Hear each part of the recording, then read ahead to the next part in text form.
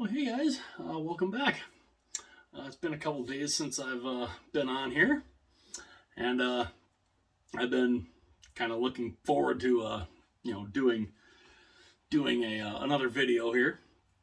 Uh, as you guys know, a couple weeks ago, ended up card gotten stolen, all that good stuff. Phone, everything. Insurance company goes, they declared a total loss and, sign papers for a new car. What ends up happening? We get a call from the police department. Yeah, car got found. It was sitting in the impound lot. Well, the insurance company, they own the car now. So, we went and we got, whatever stuff we needed to get out of it. And so now we're just waiting for the insurance payment to hit and go pick up the new car. But with that set aside, back to what everybody's really here for. Some hockey talk. And if you are new to the channel, or if you've been here before, and you just kind of get a kick out of it, welcome. I hope you guys enjoy the content. If you do, it would mean a great deal to me if you would hit that subscribe button. I'm trying to see if I can get to 1,000 subscribers or somewhat close to it by the end of the year, and I would really appreciate your guys' help with that. Because I just surpassed 800 like a week or so ago. So hopefully we can keep getting that number up toward 1,000, and I would really love to have you guys with me on this little ride. So what I got to thinking the other day, especially with the Coyotes, the Arizona Coyotes now they're playing out of Mullet Arena. Yeah, the mullets, the old hairstyle from the 80s, business in the front, party in the back. or as back when my brother played hockey, it was called hockey hair. Because when you're skating around, and you got the hair blowing in the breeze, it was called hockey hair back then. Well, it's called Mullet Arena at Arizona State. And the visiting locker rooms give a lot to be desired, but that's where they're going to be. And Tempe apparently is going to vote in, I think, the end of November as to see whether or not they want to build this new arena there in Tempe.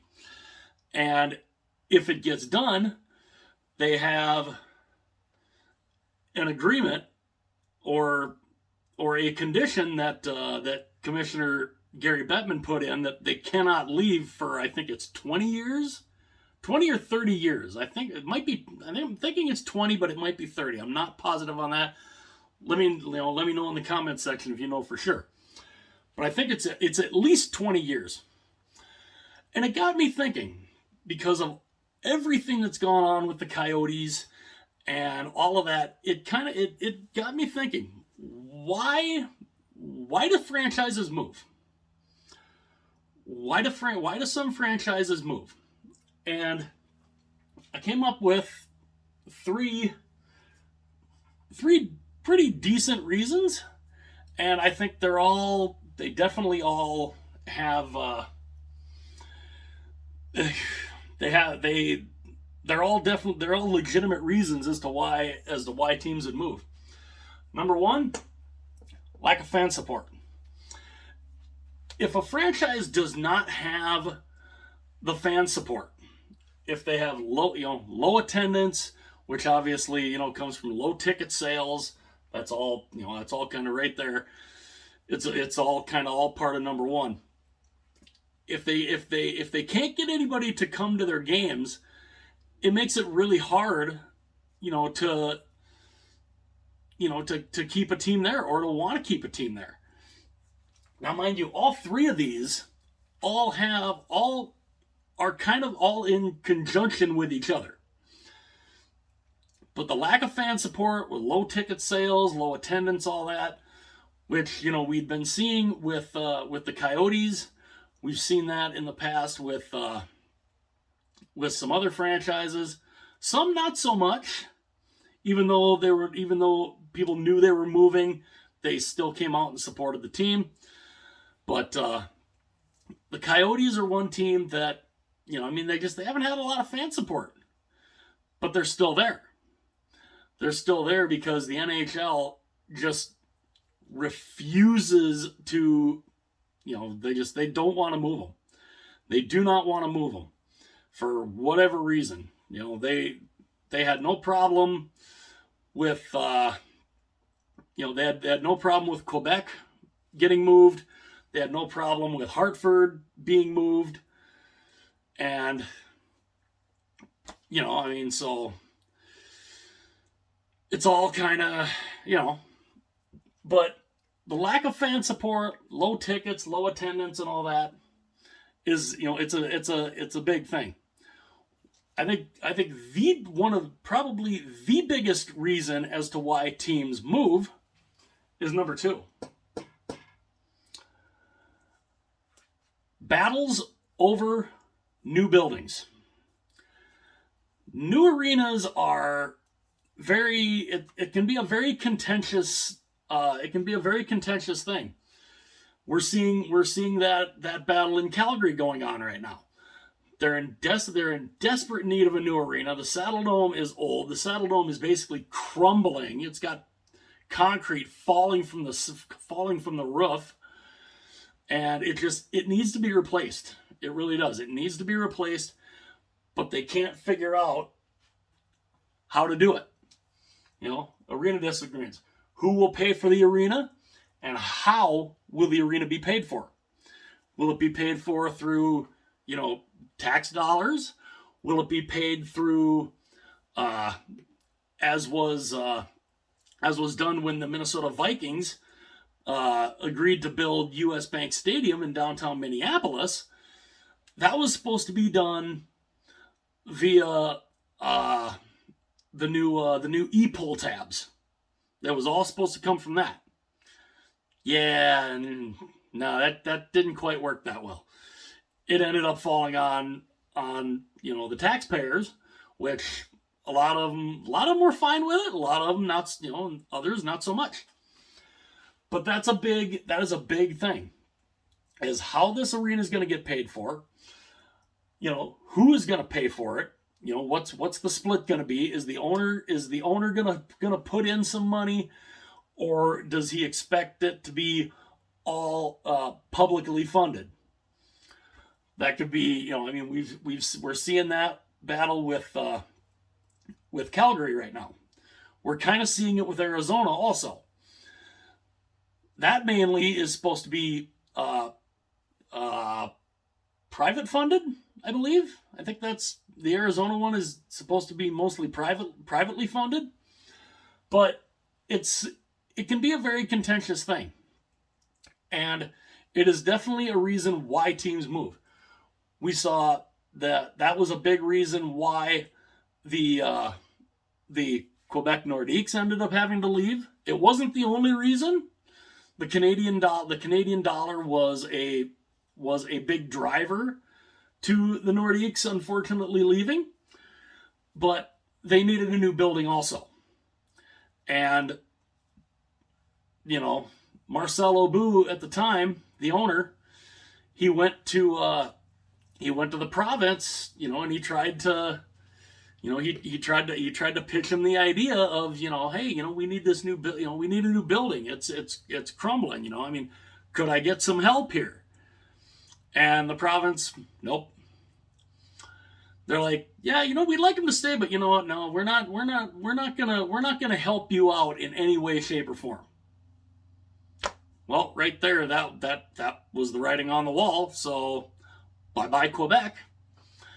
And sometimes when you get into battles like that over who's going to pay for arenas?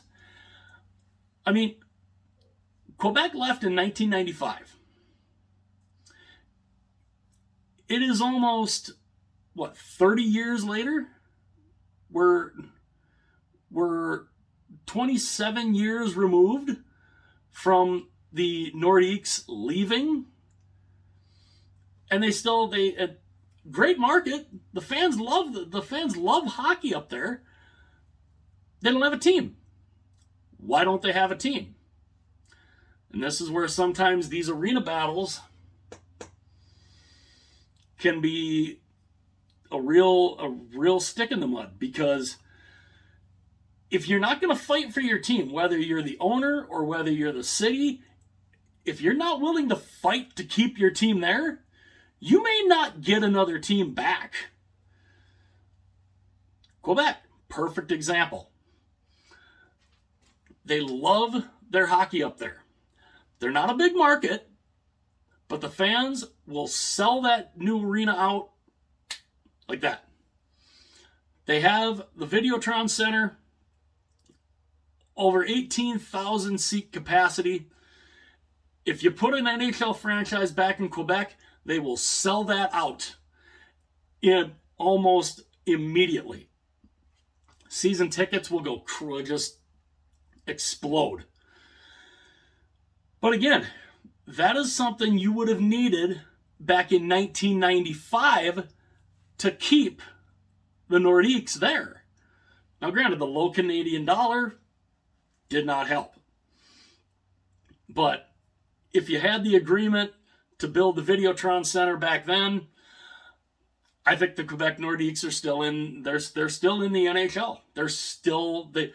I don't know if they would have this logo still. They might have, because they were scheduled to do a rebrand that following year.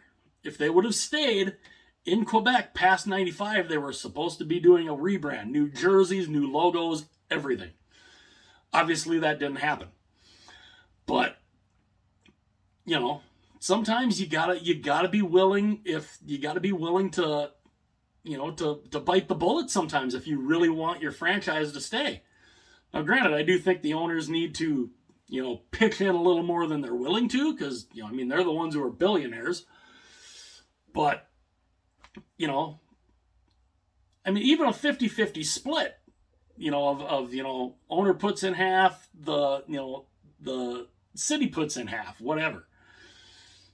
Something. But if they would have had that back then, the Nordiques are still in the NHL. Another example of that, of arena squabbles, would be the Hartford Whalers. Their owner, Peter Karmanos, not a very good guy, from what I've read. Not real popular. Just kind of a prick. Just kind of a prick, really.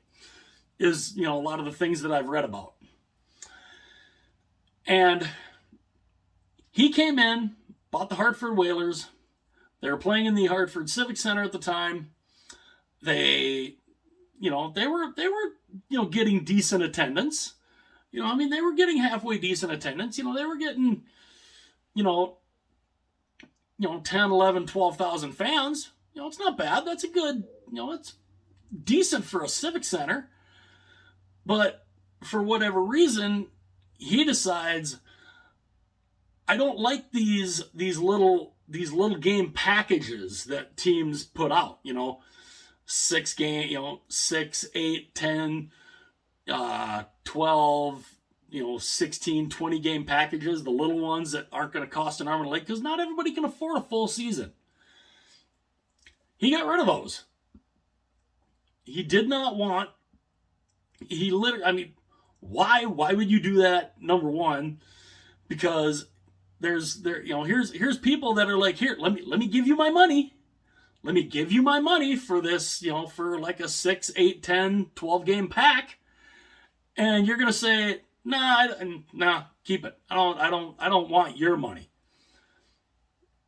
He was a big corporate guy. He wanted the corporate money. Needless to say, not real popular.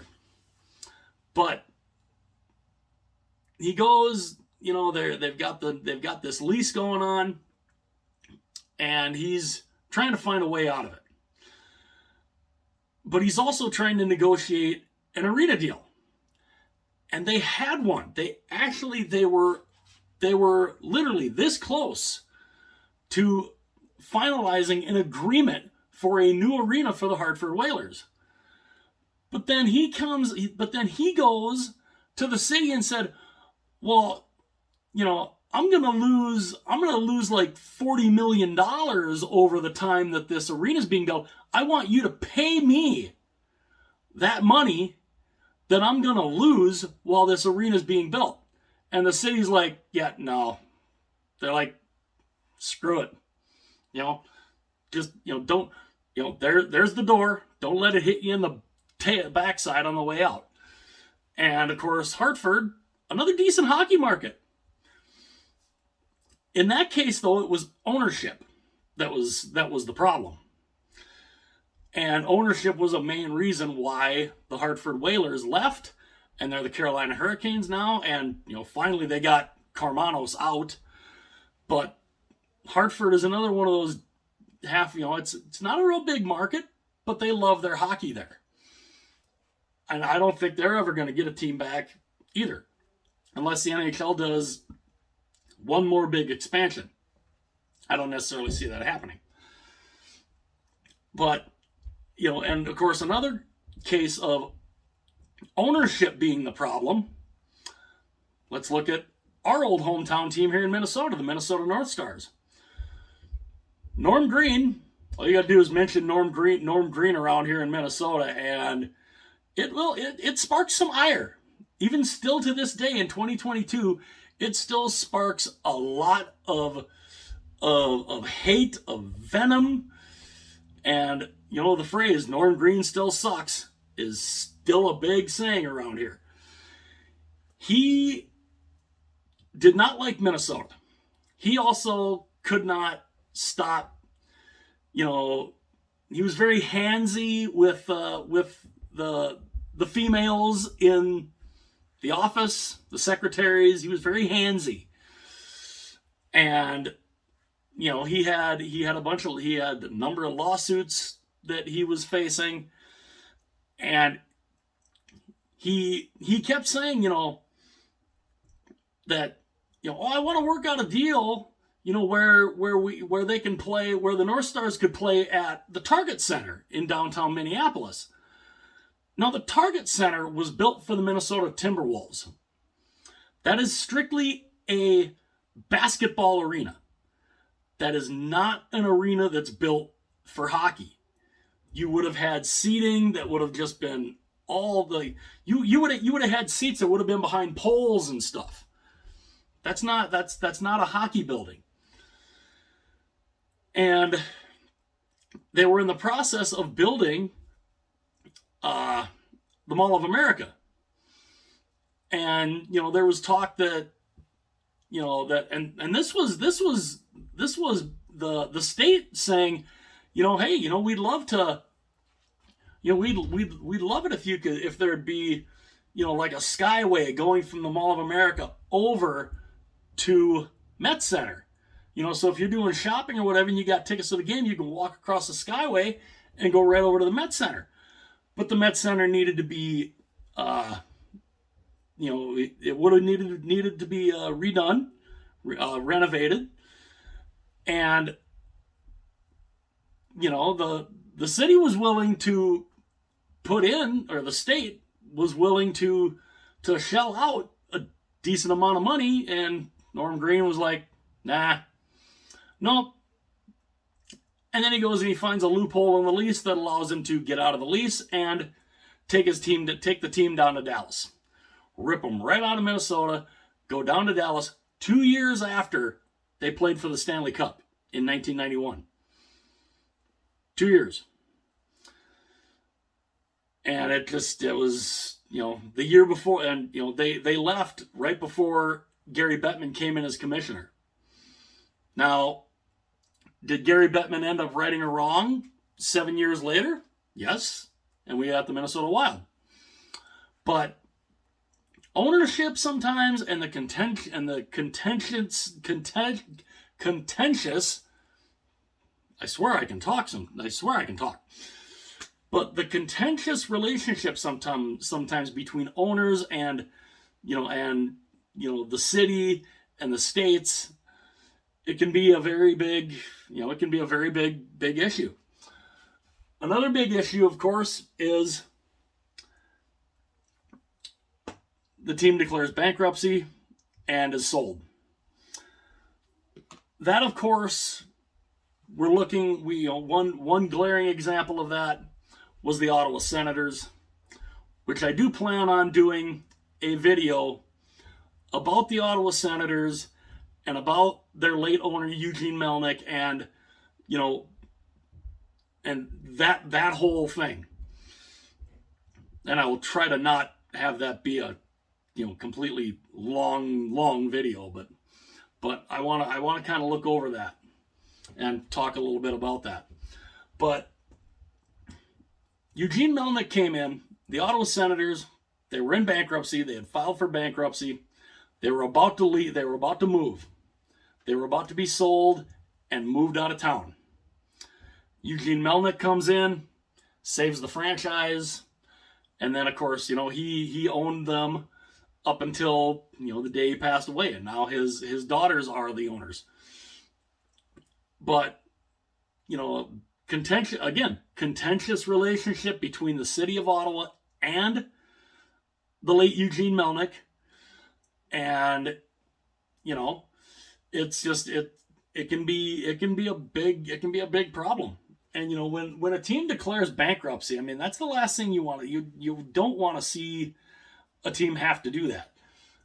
Again, going back to the Arizona Cardinals have declared bankruptcy like 4 or 5 times through their history in Arizona, and they're still there. And with them basically being booted out of Glendale for not keeping up on the bills and all that, we'll see how that goes at Arizona State. But as of right now, there's no issues, and they'll find out whether or not they get a new arena probably the end of November. But when a team declares bankruptcy and is sold, I mean, a lot of times they get sold. Again, I go back to the North Stars. The North Stars, they weren't really losing money, but they were sold to Norm Green. They were sold to Norm Green in 1990. So he was only here for a couple of years with them. And he did not like the state of Minnesota. Not to mention, obviously, as I went over, he was very handsy with his female co-workers and whatever, or the females that were working for him. And it just, it can be it's just a bad thing. And to get out from under that, he found the loophole in the lease, and that allowed him to leave, and he took the North Stars down to Dallas, where they've been the Dallas Stars ever since 1993. So, when a team is sold, it's a big, it's definitely a jolt. And, as we've seen, when a team is sold, they end up sometimes moving. Marcel Aubut, having to sell the Quebec Nordiques, goes and sells them to a communications company out of Denver, who then takes them, and down to Denver they go. And so, these 3 things are a big driver as to whether a team stays or whether a team goes. And a lot of times, as hard as it can be sometimes for fans to have to, pay more in taxes. Nobody wants to pay more in taxes. Trust me, nobody wants to do that. But there's always ways around to get some of this stuff funded. It's just a lot of times the owners don't want to do that. Which again, I mean, they're the ones who are billionaires. Why can't they fund it themselves? Never been a big fan of the Dallas Cowboys, but that $2+ billion stadium they have down in Arlington, Texas, that was all paid for by Jerry Jones. Not 1 cent was taxpayer money. So, I got to give it up to him on that. But that's a big thing. These are 3 big issues, and they all kind of lump together into why a team ends up moving. And we've seen that over the years with the Quebec Nordiques, the Minnesota North Stars, the Winnipeg Jets. I forgot to mention them. They were a team that was, they were kind of losing money. Again, Canadian dollar, not the greatest. And, they end up, selling to a guy who moves them down to Arizona. And then, of course, we know the whole, saga of the Coyotes. But yeah, all 3 of these things, which all kind of help coexist into one thing, are 3 big reasons as to why franchises move. And sometimes, if you're really wanting to keep your team as a fan, sometimes you just, you got to kind of, you got to bite the bullet in a way. And, and it is funny when people go and say, after a team leaves, because I know Quebec, saw this a lot, well, they shouldn't get a team back. They didn't, they didn't support the team. Really? Because even that last season, they were still, drawing a good amount of people at these games. And, they knew they were leaving. The fans knew they were leaving, but they still loved them. They still loved them and supported them. Even during the season, they only won 12 games. They were still drawing 14,000 fans a game for a tire fire. But, and when they say, lack of fan support which yes, lack of fan support is a big thing. Not in the case of Quebec though. Because, you wanted the people to build it themselves? You want them to go full ancient Egypt here, get the materials and build it themselves? Crazy thing is, I wouldn't have put it past people in Quebec to possibly have done that back then. But, it's crazy sometimes how franchises move, why they move, and, so I thought I'd just discuss that a little bit as to why some franchises move, and the main reasons, which there are 3 reasons, but they all have something to do in the bigger picture of it. So, but I'd love to know what you guys think. What do you guys do you guys think? That